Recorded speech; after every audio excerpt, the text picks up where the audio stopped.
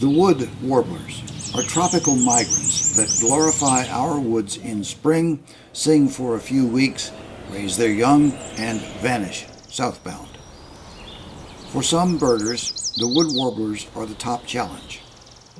Adult males are loud in color and voice, and by the end of spring, if we have spent enough time with them, we begin to know them, even if we have to relearn them again next year.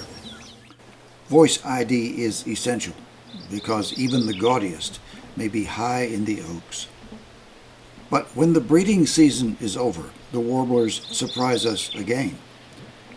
The southbound breeders include the young of the year, the females no longer skulking in foliage to conceal the nests, and the males no longer singing and perhaps in subdued plumage.